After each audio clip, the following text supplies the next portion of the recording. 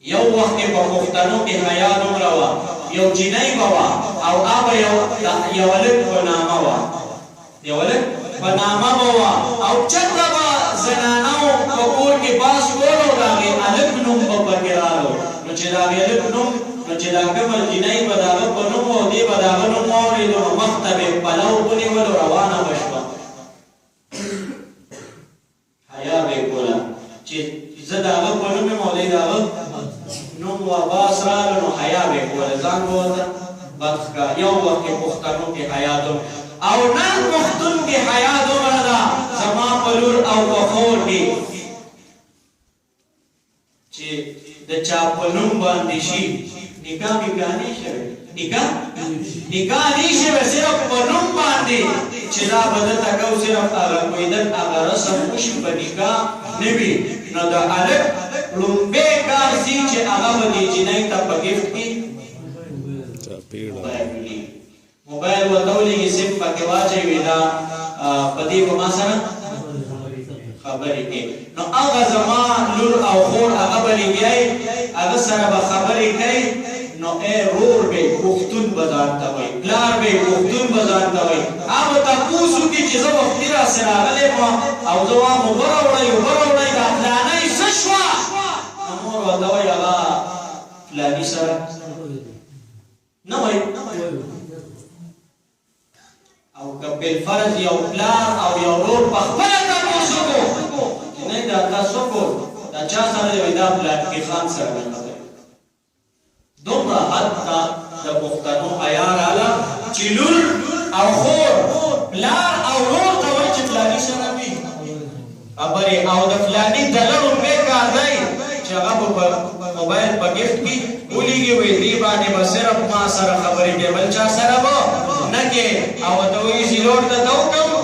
کارت ته واستو نو یې زیلوډ ورته وکړي نو هغه د نر لور په بل چا سره چې بل چا سره لیډ واخلي نو دې چې څو خبرېږي نو هغه بل چا سره تلي وکړو کورټ میرج عدالت کې نکاح تړلي دا چا وی دا ما پخپلا نو ګیلا لومبی خدا مسله واورئ کومه جینۍ چې د کوم هلک په نوم شوه کویده نو شوه هر کومې چې د دې هلک او جینۍ نکاح نه ده شوې د دې هلک او جینۍ ملاقات او د دې هلک او جینۍ خبرې په څلور مذهبه نارول په یو مذهب نه په څلور مذهبه دا د ده ښځه خو نه ده د ده ښځه کېږي به هله چې ملا بابا دا دوه ټکي ووایي چې الناكح راغب والمنكوحة مرغوبة والمهر ولا لا يجوز النكاح إلا بحضور الشاهدين حرين عاقلين بالغين حر أو حرتين دا پلانۍ چې د پلاني لور ده په عوض د دومره مهر کې په عقد محمدي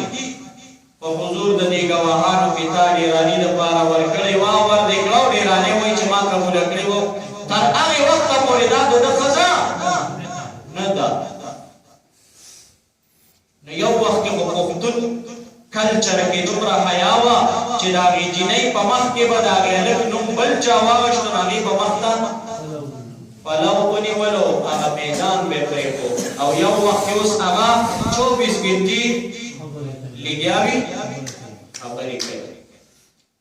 زموږ بعضې وخت نوجوانانو سره سکار وي یا ورسره نه لکه کښېنه اوس جومات کې سړی یوازې ناست وي انسان فطرت دا دی چې دی یوازې ځکه زموږ بابا جنت کې نه و خوشحاله په جنت کې یوازې سړی نو بل بلا کوم ځای خوشحاله نو موږ منت کوو لکه کښېنه ستا څه کار دی او هغه چې یو درک تېر شي دا ځای وختنېږي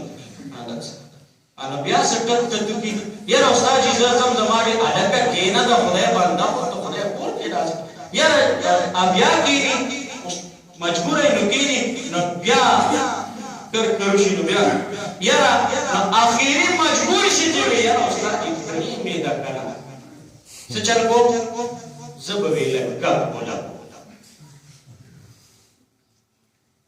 نو بې حیایي حد ته رسېدلې د حیا نوم او نشان د حیا جنازه وتې او کله چې په کوم قوم کې بې حیایي سیوا شوې نو الله تعالی پې عذاب نو دا د بې حیایي رنګ په رنګ عذابونه کله به زلزله سیلابونه راځي کله به ډینګي راځي څه شي ډینګي او کله به کرونا راځي څه شي کرونا دا عذابونه به راځي دا د چا د طرف نه راځي د الله د طرف نه نو چې د الله د طرف نه عذاب راشي نو موږ څه چل کوو الله ته به متوجه کیږو چا ته متوجه کیږو